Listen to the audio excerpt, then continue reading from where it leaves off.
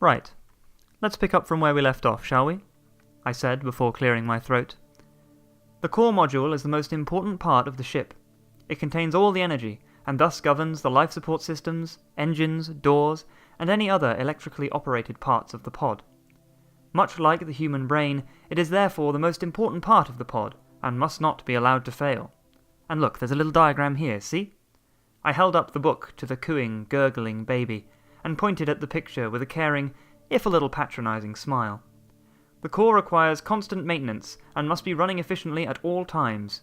Ensure all dials are set to the manufacturer's instructions, and do not change them unless you are fully aware of their functions and maximum power usage of your pod.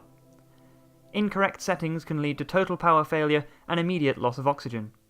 In such an event, you have approximately 6 minutes to hope science was wrong about deities and contemplate your life choices. I wondered if this was appropriate material for a child.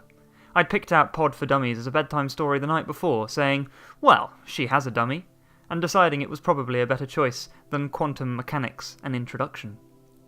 Despite my regrets, we had already started, and it would have been a shame to stop here. Of course, if you follow the instructions correctly, there should be no cause for concern. I attempted to turn the page, but forgot to hold on to the book, which slowly floated out of my grasp.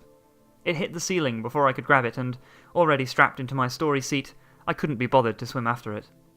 The baby stared at the stars out of the ceiling hatch, her real life mobile. The stars glinted in her wide blue eyes as she giggled, cooed, giggled again, and continued to make other strange noises, like the sound of a squeezed cat. Grabbing at the flickering lights, she kept looking at her hands, in hope that she would one day catch one. I wouldn't recommend it, I said. Just one touch and you'd burn into ash. It didn't really matter what I said to her. After all, she was far too young to understand English, so sometimes I would lapse into dark humour, or sarcasm, which would ultimately pass through her ears like white noise. Behave. In space, they say nobody can hear your wife nag. Unfortunately, that's not true, but it was a relief to hear a sound I could actually comprehend. You know, we could have remembered to bring something better to read, I called out into the living room. You could have remembered to bring protection. If you think I'm putting on a condom in zero gravity, you've got another thing coming. Sex is difficult enough as it is. Try giving birth. I remembered the moment our child came into the universe. Childbirth is a difficult enough process as it is, without having to stop your newborn baby from floating away, and the cleanup was a nightmare. It was beautiful, though, if you ignored the screaming and the weird liquids floating in the air. Fair enough, I said. Our personal orbiting domain continued its steady course around Earth, the millions of other pods drifting next to ours, creating a meteor belt of life. All lined up neatly, they created a grey ring around the planet, like Saturn's, but filled with idiots in boxes rather than rocks and minerals. The pod itself was the equivalent of a studio flat in space, in that it was a cramped cube containing all of the essentials and nothing else. I had always wondered if it was a good environment to raise a family, but then I would remember we had no other choice anymore, and focus on the task at hand, getting the strange, alien creature in the cot to sleep. I can't do it. I've tried everything. Everything? Yeah, the coochie coochie coo thing, peekaboo, a bedtime story, everything. A lullaby? Sure, if you want me to deafen my own daughter. You know I can't sing. You don't have to sing. Solar plexus? Oh Jesus, here we go.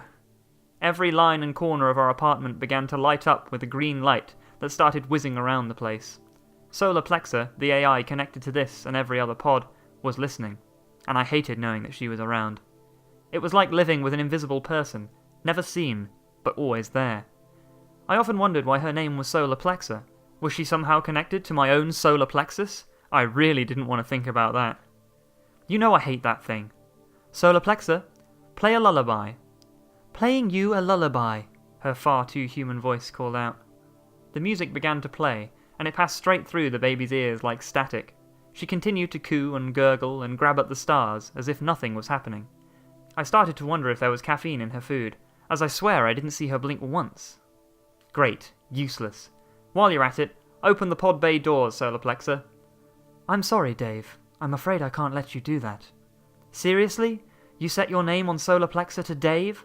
My wife clearly wasn't a fan of the reference. Well, it's not as funny if she says, I'm sorry, Steve, is it? What if she finds out you're using a fake name? Don't worry. We know everything there is to know about Stephen Hops. Dave is simply a nickname. See? Nothing to worry about. Solar Plexer knows everything about me. Wait, what? We know everything about everyone on board our pod systems. Would you like some advice in putting your daughter to sleep? No, I shouted. Yes, my wife shouted.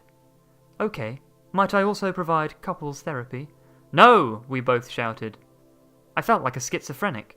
Here I was, alone in a room with a baby, talking to the disembodied voices of my wife in the other room, and an AI that claimed to know everything about me. It was like having a devil on one shoulder, and a robot on the other. As you wish. In order to put your child to sleep, I can call a holographic babysitter. Should I broadcast one now? Not this again. No thank you. Why not? Do you remember the last guy?